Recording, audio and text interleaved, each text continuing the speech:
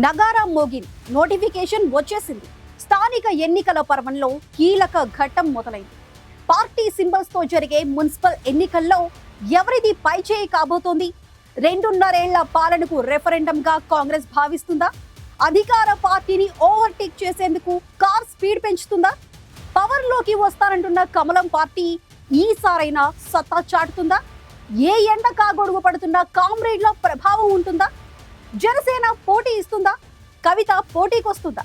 ఎలా ఉండబోతోంది తెలంగాణ మున్సిపల్ ముఖ చిత్రం?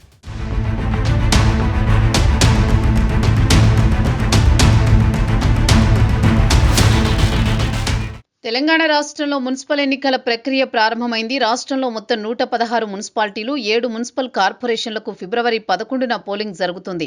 13న ఓట్ల లెక్కింపుతో ఏ పార్టీ జాతకం ఏంటో తేలిపోతుంది. పంచాయతీ ఎన్నికల్లో మాకే మెజారిటీ అంటూ అంకెల రంకెలేసిన పార్టీలకు అసలు సిసలు సవాలుగా మారబోతున్నాయి మున్సిపల్ ఎన్నికలు. సింబల్స్తో జరిగే ఎన్నికలు కావడంతో ఏ పార్టీ సత్తా ఏంటో బయట పడబోతోంది. డిస్టింక్షన్కి ఆరాటపడ్డ పంచాయతీ ఎన్నికల్లో ఫస్ట్ క్లాస్ మార్కులు తెచ్చుకున్న కాంగ్రెస్ పార్టీ మున్సిపల్ ఎన్నికలను సవాలుగా తీసుకుంది. పంచాయతీ ఎన్నికల్లో ఎదురైన కొన్ని అనుభవాలతో అధికార పార్టీ ముందే జాగ్రత్త పడుతోంది. లాబియింగ్ ఒత్తిళ్లకు తలగ్గకుండా గెలుపు గుర్రాలనే బరిలోకి దించాలనుకుంటోంది. సర్వేలతో అభ్యర్థుల ఎంపికపై ఫైనల్ చేయాలని కాంగ్రెస్ డిసైడ్ అయ్యింది. పట్టణ ప్రాంతాల్లో పార్టీకి పట్టులేదనే అభిప్రాయాన్ని ఈ ఎన్నికలతో తుడిచేయాలనుకుంటోంది కాంగ్రెస్. పైగా 2 ఏళ్ల పదవీకాలం పూర్తి కావడంతో ప్రభుత్వ విధానాలపై ప్రజా అభిప్రాయం తెలుసుకునేందుకు మున్సిపల్స్ ఆ పార్టీకి రెఫరెండం కాబోతున్నాయి.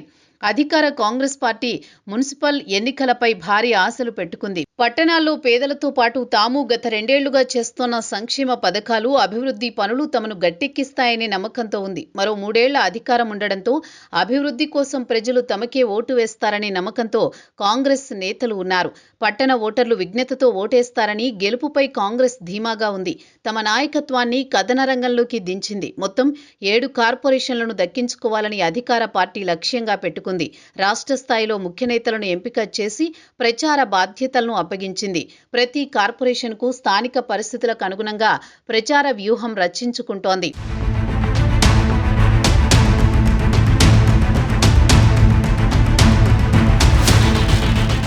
నిజామాబాద్, కరీంనగర్, మహబూబ్ నగర్, నల్గొండ, కొత్తగూడెం, మంచిర్యాల, రామగుండం కార్పొరేషన్లకు ఎన్నికలు జరుగుతున్నాయి. గత మున్సిపల్ ఎన్నికల సమయంలోనే నిజామాబాద్, కరీంనగర్, రామగుండం కార్పొరేషన్లుగా ఉన్నాయి.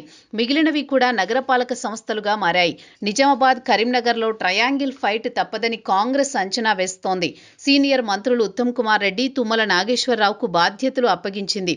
కరీంనగర్లో గత ఎన్నికల్లో కాంగ్రెస్కు ఒక్క డివిజన్ కూడా దక్కలేదు. అందుకే ఇన్ఛార్జ్ తుమ్మల ఉమ్మడి జిల్లా మంత్రులు శ్రీధర్ బాబు, పొన్నం ప్రభాకర్, అడ్లూరి లక్ష్మణ్లకు ప్రచార బాధ్యతలు అప్పగించింది. ఎన్ని జాగ్రత్తలు తీసుకుంటున్నా ప్రచారాన్ని హోరెత్తించాలనుకుంటున్న పార్టీలో వర్గపోరు కాంగ్రెస్కు పెద్ద సమస్యగా ఉంది. చాలా నియోజకవర్గాల్లో పార్టీ గ్రూపులుగా చీలిపోయింది. పంచాయతీ ఎన్నికల్లో దాని ప్రభావం కనిపించింది. ఎంత దిశానిర్దేశం చేసినా అందరూ కలిసికట్టుగా పనిచేస్తారన్న నమ్మకమైతే లేదు. దీనికి తోడు ఎన్నికల హామీల విషయంలో కొన్ని వర్గాల్లో అసంతృప్తి ఉంది. 6 గ్యారంటీలు అమలు కాలేదన్న విమర్శలున్నాయి. ప్రభుత్వం సంక్షేమాన్ని పక్కన పెట్టి రియల్ ఎస్టేట్ వ్యాపారం చేస్తోందన్న విమర్శలకు తోడు ఇటీవల బయటపడ్డ కోల్ మైన్ లీజు అవకతవకలు పార్టీని ఇరుకున పెడుతున్నాయి. కొన్ని జిల్లాలను ఎత్తేస్తారనే ప్రచారం కూడా కొంత డ్యామేజ్ చేసేలా ఉంది. ఇక చాలా నియోజకవర్గాల్లో నాయకుల మధ్య సమన్వయం సాధించడం పార్టీ పెద్దలకో పెద్ద అగ్ని పరీక్షే కాబోతోంది.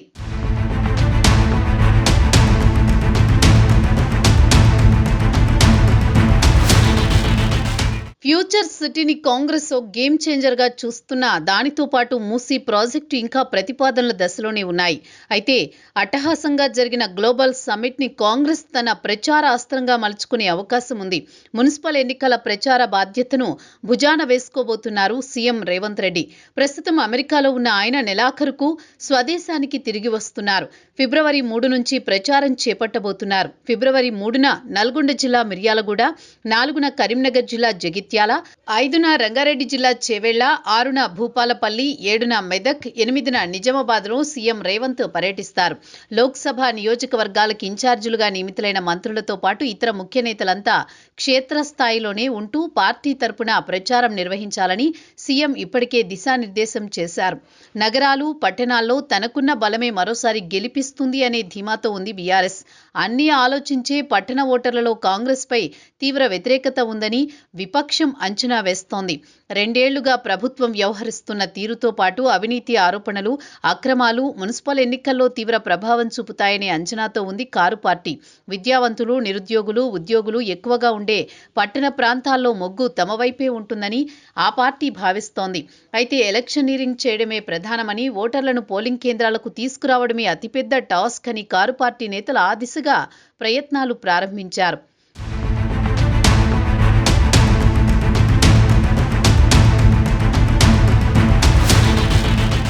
కాంగ్రెస్తో పోలిస్తే అభ్యర్థుల ఎంపికలో బీఆర్ఎస్ స్పీడు మీదుంది. అభ్యర్థుల ఎంపిక, ప్రచార సరళిపై పర్యవేక్షణ కోసం తెలంగాణ భవన్లో ప్రత్యేకంగా మానిటరింగ్ సెల్ ఏర్పాటు చేసింది.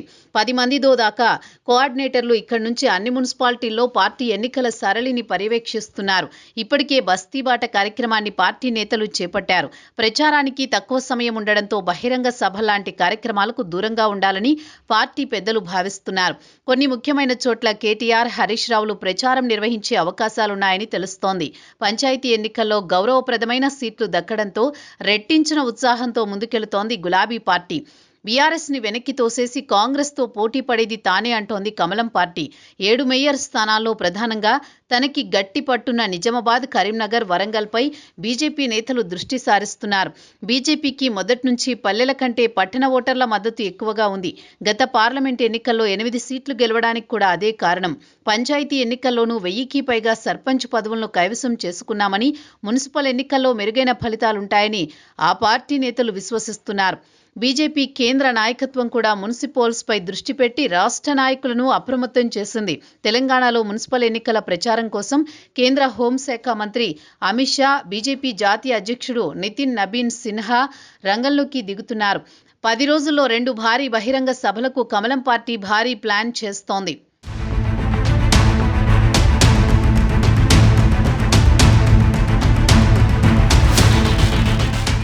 అయితే 2020 మున్సిపల్ ఎన్నికల్లో బీజేపీ పెద్దగా ప్రభావం చూపలేకపోయింది. అప్పుడు 120 మున్సిపాలిటీలు, 10 మున్సిపల్ కార్పొరేషన్లకు ఎన్నికలు జరిగితే కేవలం 2 మున్సిపాలిటీల్లోనే గెలిచింది. అయితే ఈ మున్సిపల్ ఎన్నికలను 2 కేంద్ర మంత్రులు ప్రతిష్టాత్మకంగా తీసుకోవడంతో కమలదళం కథనోత్సాహంతో ఉంది. మున్సిపల్ ఎన్నికల్లో పొత్తులు పొడుస్తున్నాయి. హైకమాండ్ స్థాయిలో పొత్తులపై ఎటూ తేల్చని ప్రధాన పార్టీలు ఆయా కార్పొరేషన్లు, మున్సిపాలిటీల్లో స్థానిక పరిస్థితులను బట్టి ఎక్కడికక్కడ పొత్తులపై నిర్ణయం తీసుకుంటున్నాయి. కొన్ని చోట్ల అందరినీ ఆశ్చర్యపరిచేలా ప్రధాన పార్టీలు ఓ అవగాహనకు వస్తున్నాయి. లెఫ్ట్ పార్టీలు తలోదారిలో వెళుతున్నాయి.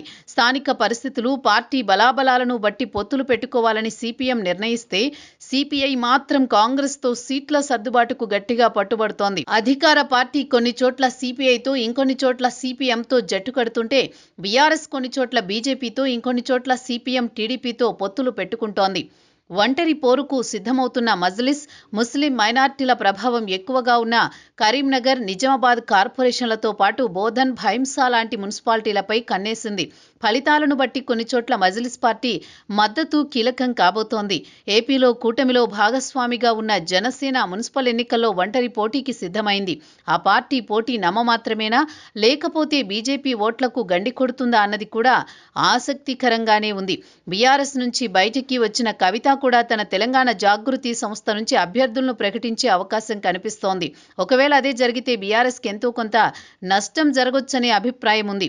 మున్సిపల్ ఎన్నికలు సెమీఫైనల్స్ అంటోంది బీఆర్ఎస్. రెఫరెండం స్వీకరించేందుకు రెడీ అంటోంది కాంగ్రెస్. మొత్తానికి మున్సిపల్ ఎన్నికలు తెలంగాణలో రాబోయే రాజకీయ దిశను నిర్దేశించే అతిపెద్ద పోలింగ్ రెఫరెండంగా మారబోతున్నాయి.